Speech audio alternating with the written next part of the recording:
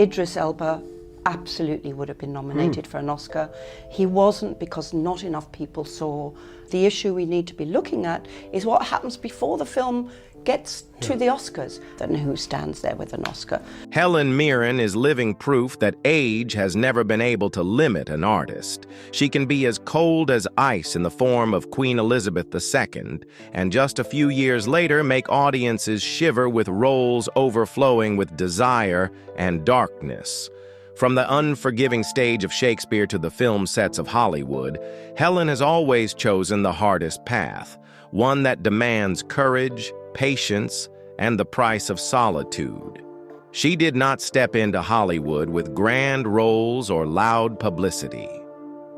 Coming from a poor immigrant family growing up amid prejudice, Helen had to carve out her own place in a male-dominated world. She was once looked down upon, treated like a commodity in audition rooms.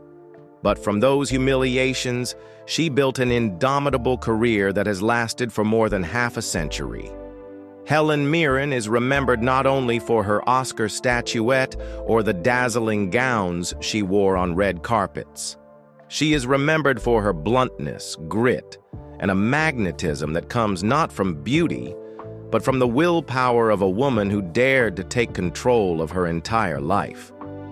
Her story is the journey of a queen without a crown, glory paid for with loss, freedom earned after years of struggle, and an artistic legacy that makes the world bow in respect.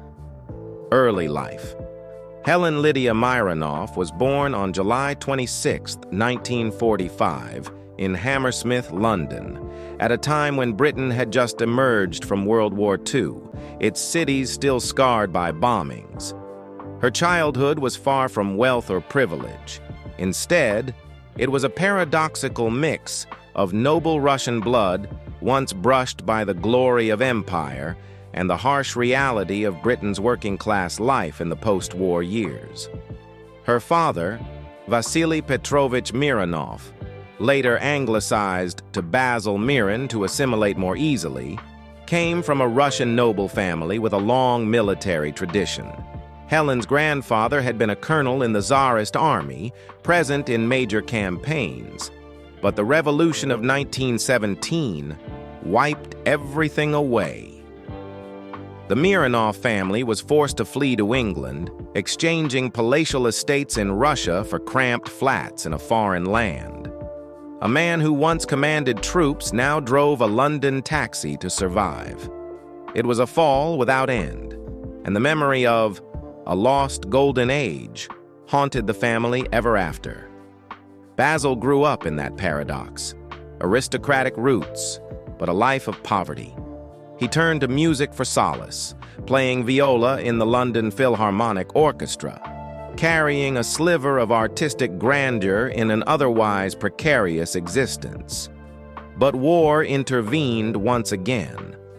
During the Blitz, he drove an ambulance through bomb-shattered streets. After the war, in order to provide for his family, he gave up music and took whatever work he could find: driver, driving examiner, and eventually a civil servant in the Ministry of Transport. It was not the life of a nobleman, but of a man forced to be pragmatic in order to survive. Helen's mother, Kathleen Alexandrina Ava Matilda Rogers, came from a very different background. Born into a poor working-class family in West Ham, she was the 13th of 14 children. Her father was a butcher, surviving on hard manual labor. Kathleen grew up amid scarcity, but from it she learned endurance, diligence, and self-reliance, qualities she would later pass on to her daughter. Helen was the second of 3 children. Along with her elder sister and younger brother, she grew up in Leigh-on-Sea, a small seaside town in Essex. It was not a glamorous place, but a working-class community where everyone knew each other through narrow seaside streets and small shops. The Mirrens lived in a modest house, not wealthy, often struggling, but always holding on to dignity. In her childhood memories, Helen saw a stark contrast. On one side were her father's stories of noble ancestry, of forebears who had fought in great battles. On the other was the harsh reality of poverty. Her father constantly switching jobs, her mother scrimping to feed 3 children. That contradiction forged her character, never deluded by past glory, yet never willing to surrender to present hardship. At Hamlet Court Primary and later St. Bernard's High School for Girls, Helen displayed a flair for the stage. Her first role came when she was cast as Hansel in Hansel and Gretel. Standing under the stage lights with every eye on her, she realized this was her world. She went on to perform in many school plays, embracing each role with passion, no matter how small. Her father, having witnessed both the brilliance and the bleakness of life, taught her independence, insisting she never rely on titles or power. He told her, "If you want to survive, you must stand on your own 2 feet." Her mother taught her patience and perseverance through her own endless days of labor. The small seaside house in Essex raised a Helen Mirren who was stubborn, unyielding, and unwilling to be confined. When she stepped out of her family's door, she carried with her a unique inheritance, the lost spirit of nobility fused with the resilience of working hands, the memory of vanished grandeur alongside the starkness of reality. That combination forged a woman who would never back down, whether at 18, standing nervously on a school stage, or decades later, walking tall to accept her Academy Award. Early career. The first turning point came when Helen had just turned 18. One day, she happened to see an audition notice for the National Youth Theater, decided to give it a try, and was accepted. For a girl who had grown up in a modest seaside home in Essex, it was like a door opening into a completely new world. Stage lights, strict discipline, and for the first time, the feeling that she could step out from under the shadow of her family's poverty. 2 years later, in 1965, Helen was only 20 when she was entrusted with one of the most coveted roles for any young actor, Cleopatra in Antony and Cleopatra at the Old Vic. Her performance stunned audiences. Helen's Cleopatra was not just a regal woman draped in finery, but a queen both powerful and deeply conflicted, vulnerable beneath her authority. That portrayal immediately made her a sought-after name and opened the door to the Royal Shakespeare Company, RSC, the most demanding training ground for young talent. At the RSC, Helen embarked on a long journey with Shakespeare, where she was constantly tested by roles layered with complexity. In 1966, she played Castissa in The Revenger's Tragedy, a character torn between morality and violence. A year later, she portrayed Diana in All's Well That Ends Well, youthful yet sharp. By 1968, Helen was tackling 2 contrasting parts: Cressida in Troilus, and Cressida, a woman caught between love and survival, and Rosalind in As You Like It, witty, playful, and commanding the stage with mischief. In those early years, Helen proved not only her striking presence, but also her ability to capture the darker corners and psychological depth of every role. As the 1970s began, Helen pushed herself with even more demanding roles. In The Two Gentlemen of Verona, 1970, she gave Julia a range of emotions, from playful disguise to the pain of betrayal. A year later, she transformed into Tatiana in Gorky's Enemies, and soon after into Miss Julie, one of the most complex characters in European realist drama. On stage, she embodied a Julie consumed by desire, torn apart by inner conflict, and aching for freedom. leaving audiences with no doubt that she was an actress capable of exposing the raw essence of humanity. Her years at the RSC not only brought her acclaim, but also shaped her fiercely independent artistic identity. She refused to let theater become a place of shallow spectacle. In 1975, at the height of her RSC career, Helen wrote a letter to The Guardian, publicly criticizing both the National Theater and the RSC for overspending on costumes and sets instead of focusing on the essence of drama. The letter caused a stir, sent shockwaves through the press, and was even debated in Parliament. For a young actress, it was a daring move, but Helen was willing to pay the price to defend her conviction. Theater must serve the truth of emotion, not hollow displays of grandeur. That bluntness also defined how Helen chose her roles. She never took the safe path. In the mid-1970s, she became Maggie, a rebellious rock singer in Teeth and Smiles, 1975 to 1976. The raw, defiant role shocked audiences, showing Helen not as the solemn Shakespearean goddess, but as a sensual, reckless woman who lived on the edge. Soon after, she returned to Shakespeare to play Queen Margaret in Henry VI's 1977, followed by Isabella in Measure for Measure, 1979, where she embodied a mix of faith, severity, and yearning for freedom. Each role was another piece of a mosaic, pulling Helen further from stereotypes and establishing her as an unpredictable artist. Her hunger for challenge eventually led her to film, but instead of choosing a safe debut, she began with a shock. Caligula, 1979, infamous for its explicit sexual content. For many, it was a move that could have ruined a career. For Helen, it was a declaration that she would never let herself be confined by expectations. In those early years, Helen Mirren's career was anything but smooth. It was a series of trials, from the dazzling Cleopatra at 20 to the psychologically heavy roles at the RSC to the daring leap into cinema.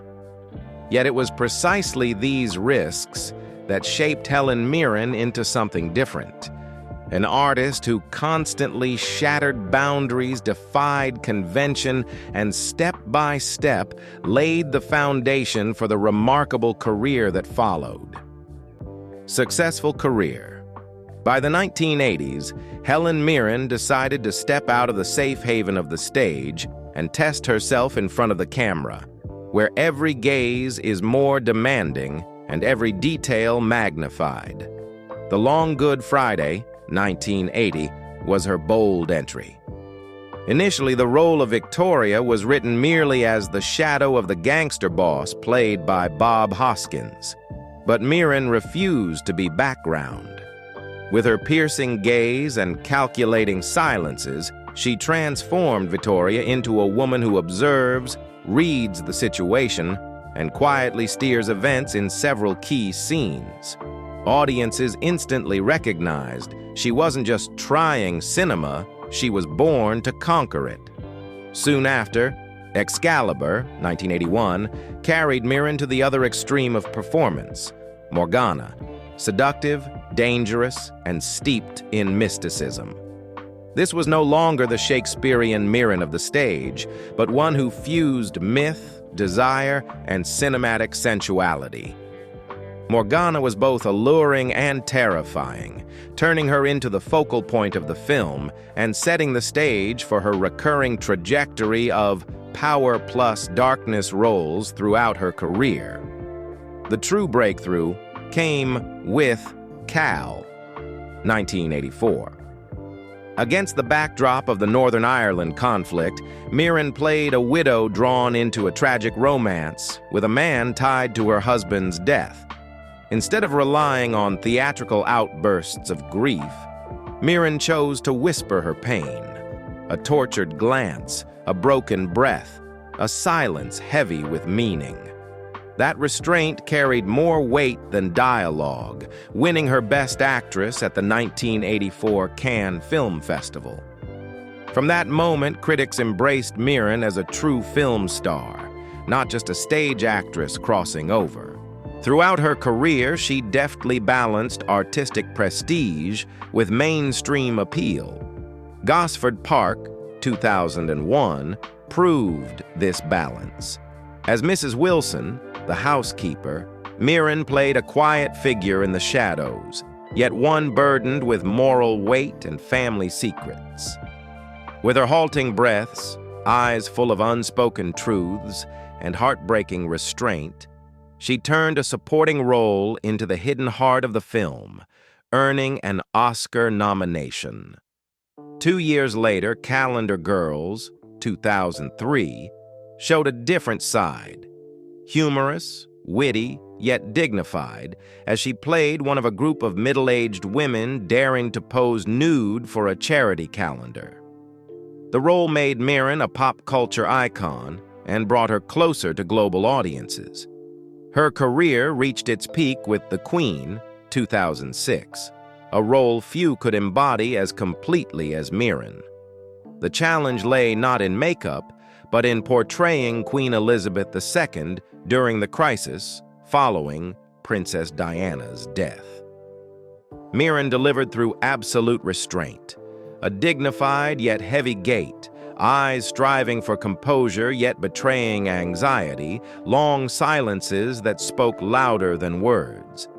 She turned Elizabeth II into a flesh-and-blood human being, powerful yet profoundly lonely. The performance swept the Oscars, BAFTAs, Golden Globes, and SAG Awards, an almost unprecedented feat, cementing her transformation as one of cinema's great performances. But Mirren did not stop there. The Last Station, 2009, showcased her at her most tempestuous as Sofia Tolstoy, wife of the great Russian writer, consumed by jealousy, pride, and despair as she lost her husband to his ideals. She roared in arguments yet left audiences brokenhearted at Sofia's isolation, earning another Oscar nomination. Her versatility shone just as brightly in the following years. The Debt, 2010, cast her as an aging Mossad agent haunted by past sins. Here, Mirren carried the role with the weight of lived experience, of a woman who knows she was wrong but cannot escape moral reckoning. Immediately after, she turned audiences' expectations upside down by becoming a retired assassin in Red, 2010, and Red 2, 2013. Dame Helen in an evening gown wielding a submachine gun, cool, sharp, and wry, transforming a veteran actress into a natural action star. Hitchcock, 2012, returned her to emotional depth as Alma Reville, the wife, partner, and only counterweight to Alfred Hitchcock. She portrayed Alma as the silent pillar who kept genius in balance. Then, in The 100-Foot Journey, 2014, she softened into a proud French restaurateur, gradually learning to yield to the younger generation. Parallel to her film success, television cemented her as an icon. Prime Suspect, 1991 to 2006, turned Jane Tennyson into a landmark character, a brilliant detective paying the price of loneliness, alcoholism, and inner scars. The role earned her 3 consecutive BAFTA TV awards and an Emmy, while redefining female investigators on screen, not as invincible superwomen, but as real people with fractures. In 2005, the miniseries Elizabeth I returned Mirren to the throne, this time as a monarch fierce and lustful, sharp yet torn, winning her both an Emmy and a Golden Globe. From then on, Mirren became the only actress to have portrayed both Elizabeth I and Elizabeth II on screen, a one-of-a-kind record. In later years, she moved effortlessly between prestige and commercial cinema. She appeared in National Treasure Book of Secrets, 2007, voiced characters in Monsters University, 2013, and joined films like State of Play, 2009, and Inkheart, 2008. In Woman in Gold, 2015, she embodied Maria Altman, a Jewish woman determined to reclaim a Klimt painting stolen by the Nazis, earning SAG and Golden Globe nominations. In Trumbo, 2015, she played Hedda Hopper, the razor-sharp, venomous Hollywood gossip columnist, once again nominated for SAG and Golden Globe awards. In Collateral Beauty, 2016, she softened again into a figure of compassion. And beginning in Fast and Furious, 2017, she astonished the world as Queenie, a witty, dangerous crime matriarch, proving that age never closes the door to adventure. On stage, after years away, Mirren once again donned the crown in the audience, 2013 to 2015, in both West End and Broadway. If the Queen portrayed Elizabeth II in the storm of media scrutiny, the audience revealed the private woman behind royal protocol, playful, weary, vulnerable, and attentive. The performance won her a Tony Award for Best Actress, completing her triple crown of acting, Oscar, Emmy, Tony, an honor only a handful of actors in history have achieved. By the time her artistic journey had spanned decades, major awards were no longer just recognition for single performances, but tributes to her entire body of work. The BAFTA Fellowship, 2014, and the SAG Life Achievement Award, 2022, were cinema's way of saying to Helen Mirren, "She has left behind a legacy that cannot be replaced. Turmoil and shadows." Behind the stage lights and the red carpets, Helen Mirren has faced moments so dark they could have crushed anyone weaker. But instead of hiding them, she made them part of her unfiltered portrait, and that honesty became her unique source of strength. In 1975, appearing on Michael Parkinson's talk show, Mirren was bluntly questioned about her body and sex appeal, as if her only worth lay in her looks. In front of millions of viewers, she did not shrink away or bow her head. She pushed back fiercely, defending her dignity and insisting that her talent be recognized for her ability, not her bust size or cheap sexual jokes. That defiance turned her into a symbol of female resistance in an industry riddled with prejudice, a pioneering voice of feminism in 1970s Hollywood. Her confrontations with harassment went back even further. In 1964, as a young actress auditioning, Mirren recalled how director Michael Winner treated her like a piece of meat. A single remark, a single look from someone in power was enough to brand her with the feeling of being diminished, leaving scars that followed her throughout her career. In a brutally honest 2008 interview with GQ, she revealed something even more painful. She had been raped as a student. It was not only a personal nightmare, but also proof of a society that at the time stayed silent about women's suffering. Mirren chose to share it publicly, not to seek pity, but to declare that even the deepest wounds could not stop her from living and making art. During the 1970s and 80s, she also went through a period of drug use, from LSD to cocaine. She admitted she once chased pleasure and escape in the haze, like many artists of her era. But she quit for good after learning a grim truth. Nazi war criminal Klaus Barbie was profiting from the cocaine trade. "I didn't want to indirectly support evil," she said. That realization jolted her into cutting ties with drugs and choosing sobriety to continue her artistic journey. Like many great artists, Mirren never shied away from controversial statements. She openly identified as an atheist, yet confessed to believing in fairies and elves, childlike beliefs she kept as fragments of innocence. Politically, she declared support for Israel and even called herself a Zionist, stances that drew criticism. But Mirren never cared to please everyone. Her lifestyle, too, was liberated to the point of defying social norms. Helen openly embraced naturism, regarding the body as nothing to be hidden. She often said she felt happiest when naked on a beach, surrounded by nature. In 2004, she was even named Naturist of the Year by the British Naturist Society, a peculiar but fitting tribute that reflected her true self, fearless, unbound, uncompromising. These shadows, trauma, brushes with addiction, and divisive declarations did not destroy her. On the contrary, they made her more authentic, more complex, and more formidable. Because Helen Mirren never tried to be perfect. She simply lived as herself, in both light and darkness, without disguise. Personal life.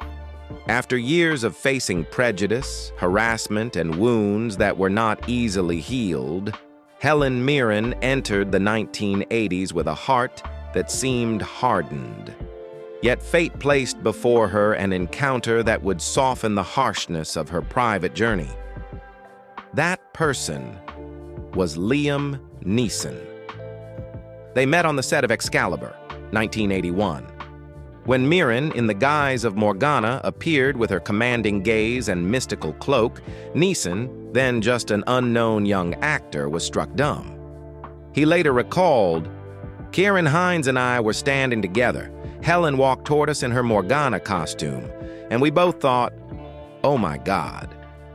It was the moment Neeson was instantly spellbound, not only by her beauty, but by a presence that demanded reverence. Their romance soon followed, passionate and intense. Mirren was already a respected name on stage and screen, while Neeson was still struggling to find his footing. In that love, Helen was both a teacher and an inspiration.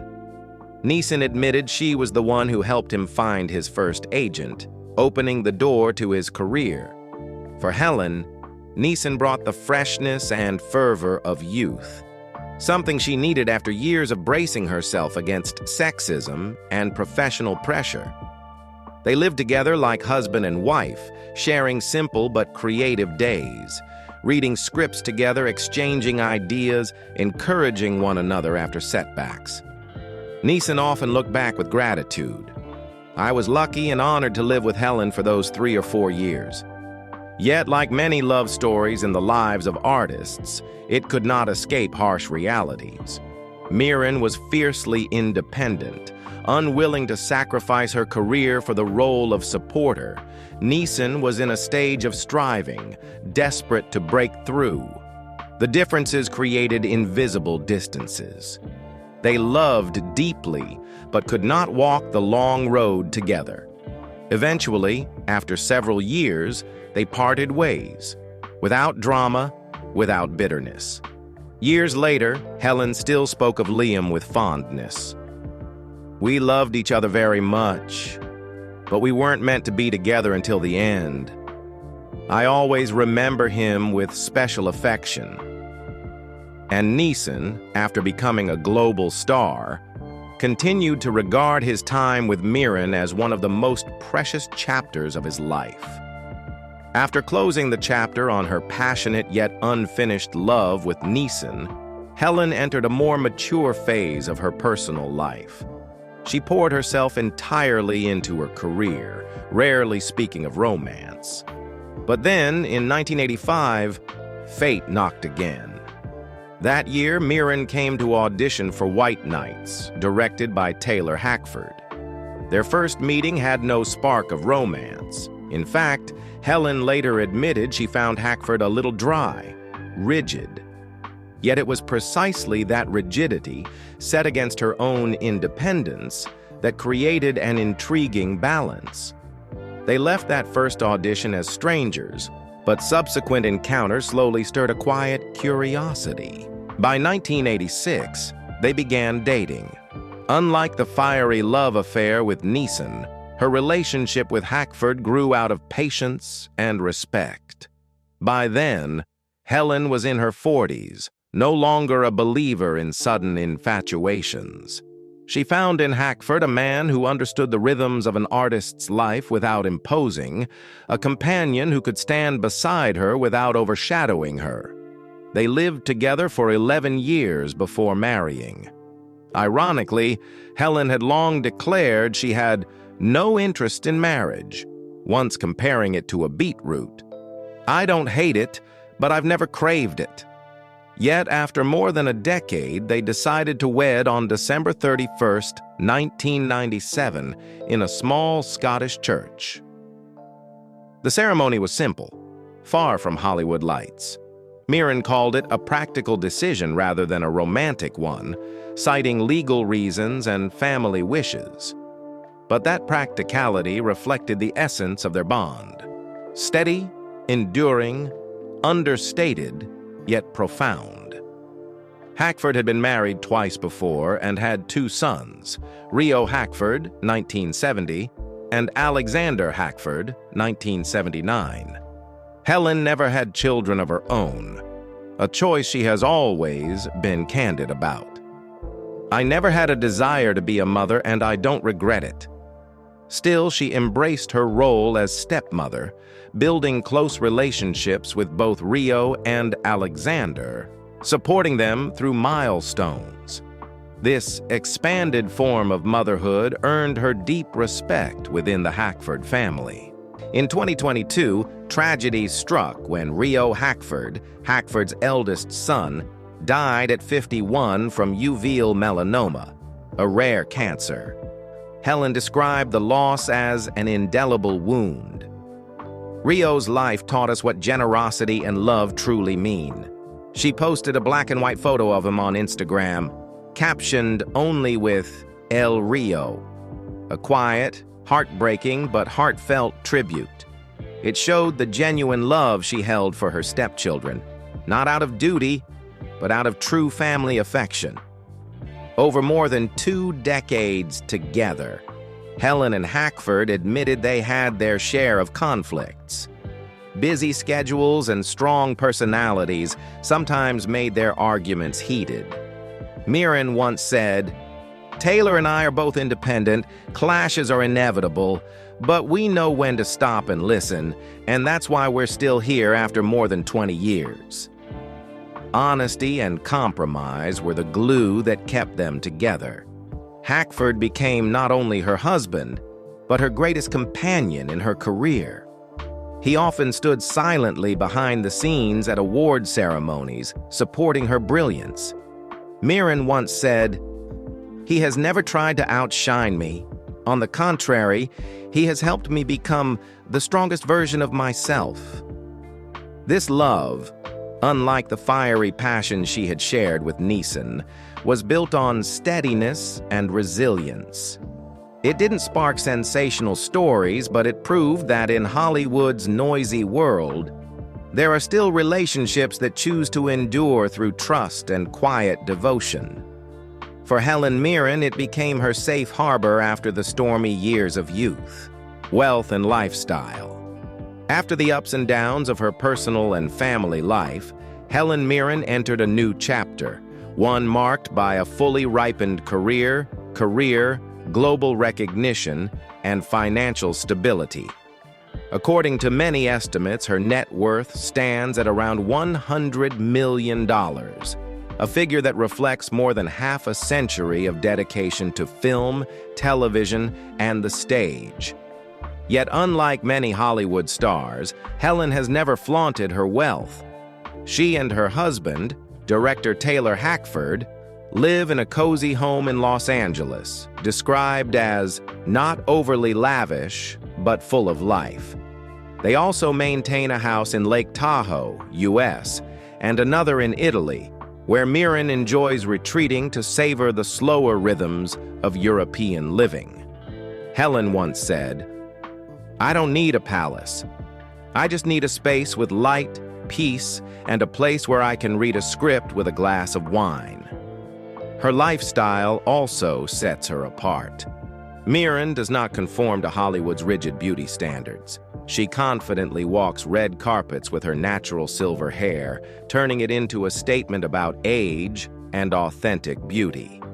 In 2011, when Esquire named her sexiest woman alive at the age of 66, it was not just a compliment, but an acknowledgement that Helen's allure came not from youth, but from her presence and self-assurance.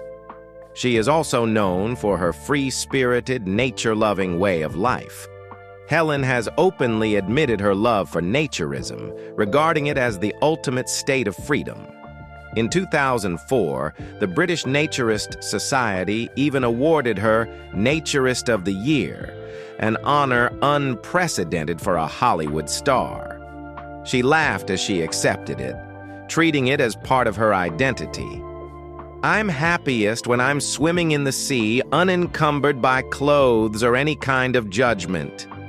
Behind the image of Dame Helen lies a woman who delights in simple pleasures, gardening, cooking, and caring for her family. Mirren loves fashion, but she is not enslaved by it. She can appear at Cannes in a stunning Dior gown, and a few days later stroll through the streets of Rome in old jeans.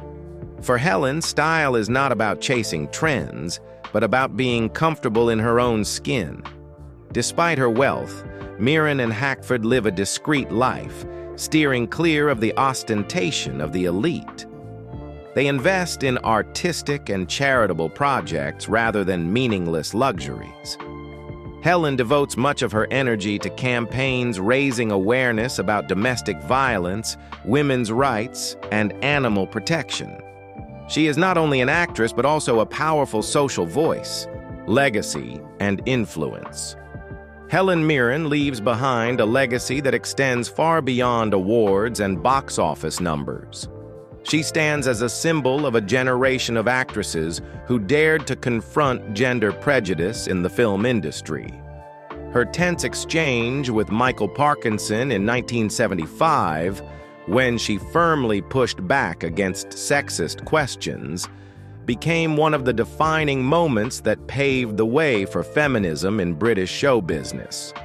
Ever since, Mirren has been regarded as one of the pioneering voices, insisting that women be valued for their talent, not their appearance.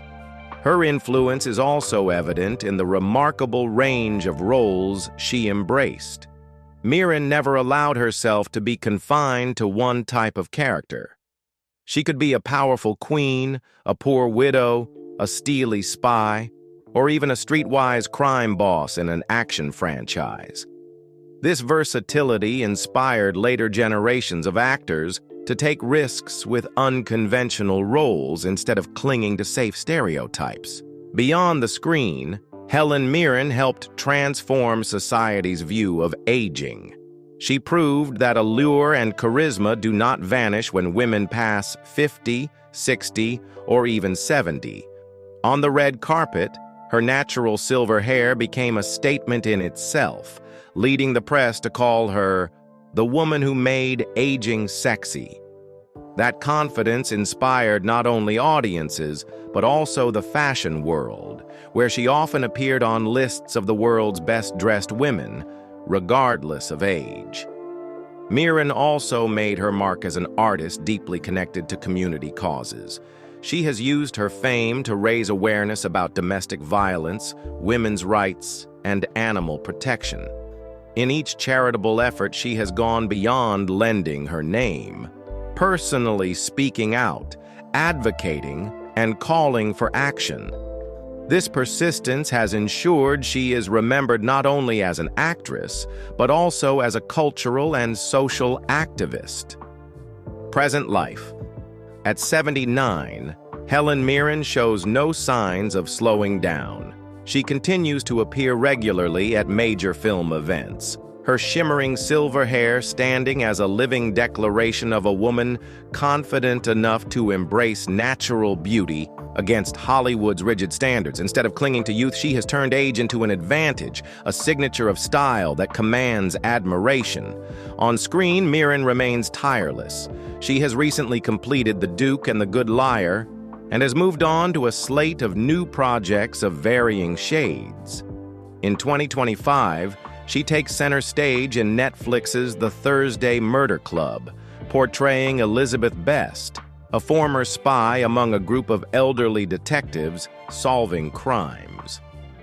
The role not only highlights her wit and subtlety, but also stands as a powerful statement that old age does not equal decline.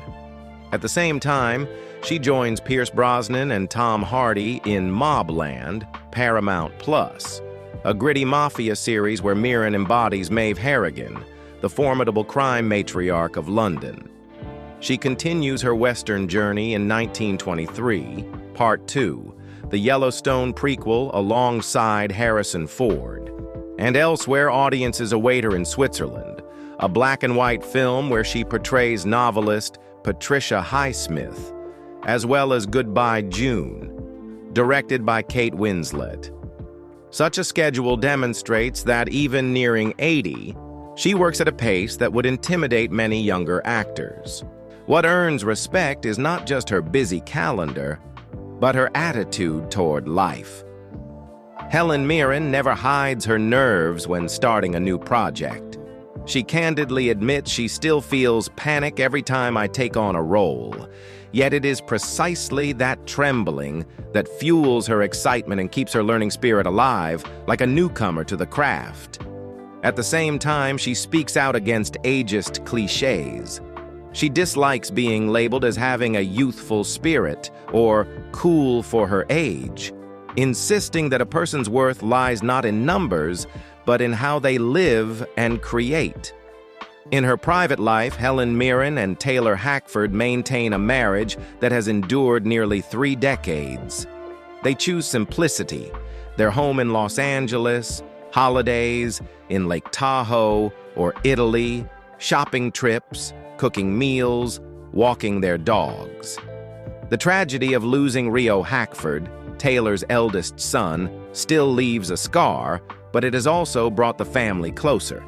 Mirren has said that her greatest happiness now lies not in awards, but in sharing everyday moments with my partner. Helen Mirren has never considered retirement. She believes that art is not a job, but part of one's being. That is why, at an age when many of her peers have retreated behind the curtain, Mirren continues to challenge herself. From crime boss in Fast and Furious to queens, spies, or complex writers. She lives exactly as she has built her legacy, free, fearless, and never allowing time to set limits. Helen Mirren has never been the kind of star confined to a single image. From a poor girl in Essex, the daughter of an immigrant family stripped of its aristocratic past, she climbed the artistic ladder step by step, armed with grit and pride. Over the past half-century, Helen has been Cleopatra with regal authority, Jane Tennyson standing alone on the battlefield of men, and Elizabeth II weighed down by duty in the aftermath of Diana's death. Yet beyond all those roles, Helen Mirren has always remained herself. A woman who refuses to be diminished, who refuses to live under society's imposed gaze. What makes her a legend is not just an Oscar statuette or endless standing ovations on Broadway. It is the way she has faced her own shadows head-on, from humiliations in audition rooms to heartbreak in love and family loss, and transformed them into creative power. Helen Mirren leaves behind more than films and plays. She leaves behind a philosophy that women have the right to command their own lives regardless of age or prejudice. So to you, who is Helen Mirren? A queen of the screen, a feminist icon, or simply living proof of the strength of perseverance? Share your thoughts in the comments, and if her journey inspires you, don't forget to hit like and subscribe to stay with us for more stories of people who helped shape history.